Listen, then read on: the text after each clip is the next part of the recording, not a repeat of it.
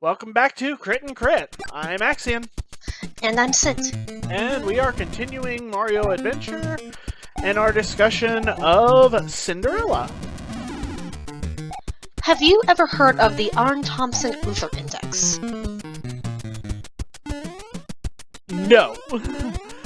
Okay, this is a catalog of folktale types used in folklore studies. So people who study fairy tales and their anthropological and cultural significance tend to classify them because, as we mentioned in our first episode, with how many variations of Cinderella there have been across the world over the many, many years, you have a lot of very similar stories. So it becomes very easy to start classifying stories as just a base story archetype.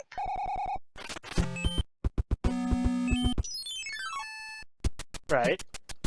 So, for example, according to Wikipedia, the Arn-Thompson-Uther system classifies Cinderella as type 510A, persecuted heroine, which I can't argue with. Alright.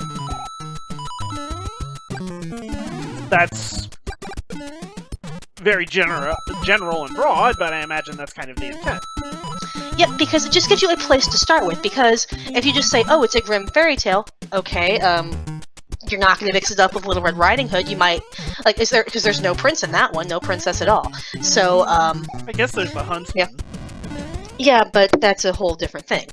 But, yeah, so if you know the very base type of story you're dealing with, you can start to just more easily slot it away, because you don't want to necessarily sit down and retell every single story while you're doing just a brief overload of, yes, this story was common to this culture, and this culture, but it's changed in this way, and this way. So if you just start with the base, like, here's one we can use pretty often. It's a very standard hero's journey. Am I talking about Lord of the Rings? Or am I talking about Star Wars? Am I talking about Aragon? Am I talking about... You get the picture here. It's Right. a shorthand that you know the very basic story structure and can generally expect what's going to happen from a very, very short descriptor.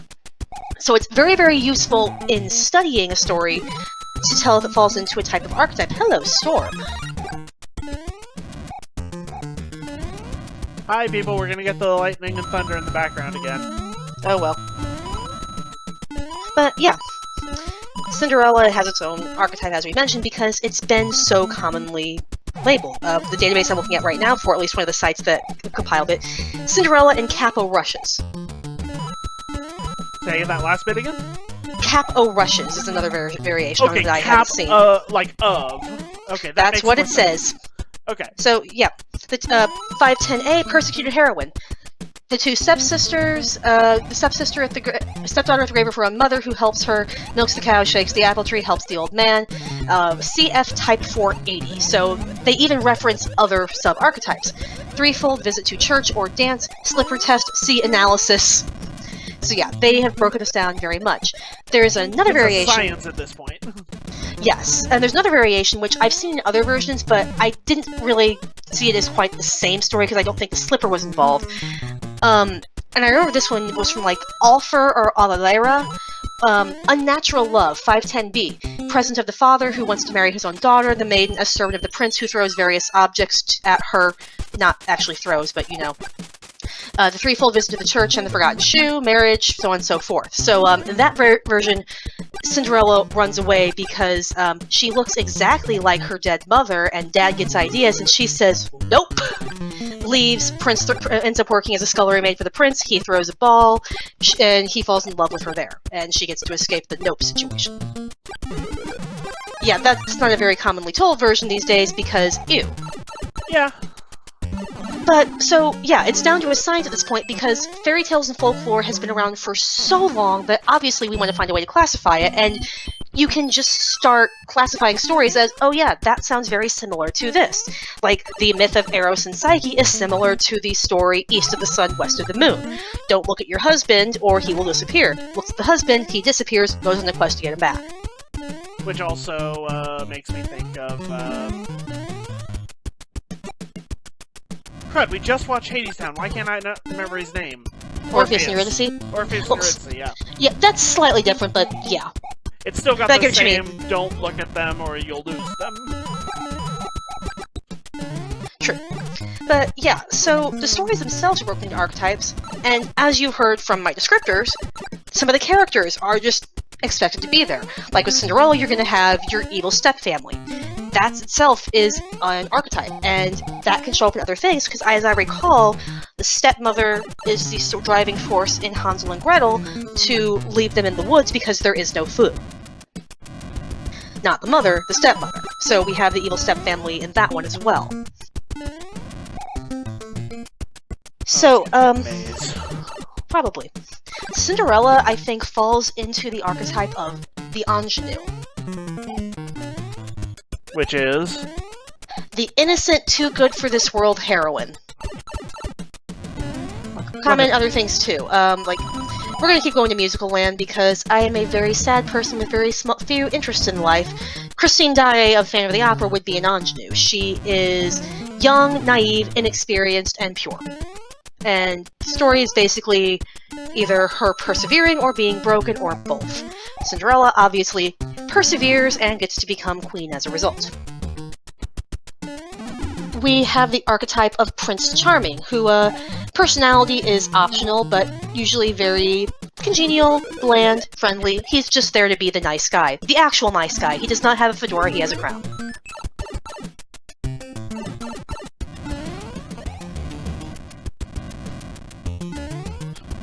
I don't like this level. I can see that. There's also the fairy godmother, who, again, is basically just there to be a plot device. She doesn't necessarily have to have a personality. She's usually very kindly and motherly, because obviously she's acting in loco parentis. In this one case, I don't know why she's not there more often, because, you know, the purpose of a godmother is to step in case the parents cannot care for you, and Cinderella's obviously not being cared for, but getting too much into that, I guess. We don't have fairy tale child protective services. Not yet, anyway. Can you imagine? Maybe that should have been in Into the Woods. I don't know, but I'm not going to complain about Into the Woods because I just like it so much. Also, that's actually more of a Monty Python thing, really. Like, with the cops showing up at the end of the thing to arrest all of the weirdos who were dressed up in medieval costumes. Yep. But yeah, so Fairy Godmother is there, basically just as your plot device to solve your problems. Oops. Also classified, you know, it's the same way as Mother's Grave. Like, it's just the source of your magical thing.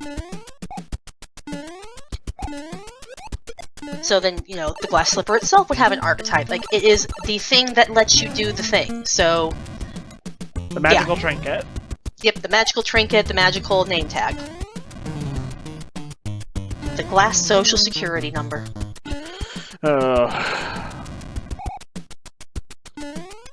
I can't make it up there right now. But yeah, fairy tales are extremely simplistic stories. Just by their very nature. They kind of have to be, considering that they started out as oral traditions. You can't have a super complex story being told generation after generation after generation as a process of oral retelling. Counterpoint. Epic of Gilgamesh, Beowulf, those are fairly in-depth, but yeah, they're also not like one-and-done bedtime stories. Exactly, that's my point, is... I have another counterpoint, though. Go ahead, finish yours, though. I was like, either you're going to... It's going to be different every time, and eventually the differences are going to add up, or you're going to end up with a Hobbit situation where you eventually have to write it down. What about second ending? But yeah, my counterpoint that you're going to get upset with. So, there's a man crawling through the desert. No! You are not subjecting our viewers to that. Why not? Because it is terrible, and I value their humanity. You are no fun. I bet that's an archetype too, the no fun. Okay, what is the archetype of the stupid desert story? Oh, that's just a Shaggy Dog story. Uh-huh. Told for my amusement. I mean, I'm sure there is, because, like, well, you have supernatural creature. You kind of have a genie situation, 3 wishes. Oh, seriously? Yeah, I mean, you can actually make a serious argument out of a stupid joke. Okay, yeah, that's fair. The game took my fire flower away. Ironically, it did so with fire. So you can say that Mario is fighting fire with fire. I'm I'm about to die from timeout. So say we all. That is how mortality works. Yeah, except normally you live longer than 3 minutes.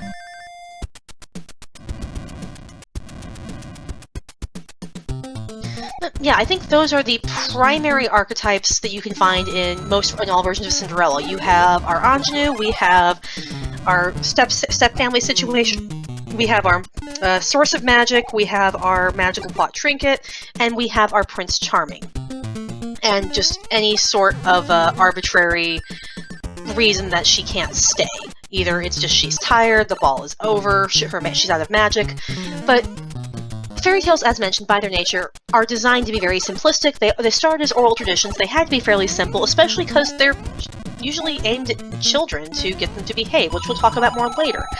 But yeah, they're not overly complex, so archetypes just make sense. You want to keep it as simple as possible, and what easier way to make it simple than to just have shorthand?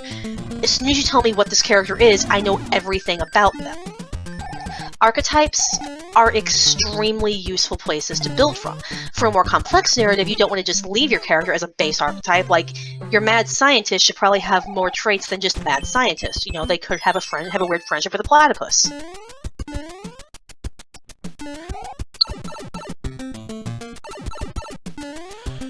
I was gonna try and make a Girl Genius reference, and then you beat me with Doofenshmirtz. Can you imagine Doofenshmirtz in the world of Girl Genius? I think he would fit right in. He would fit right in. Oh my lord. In the worst ways possible.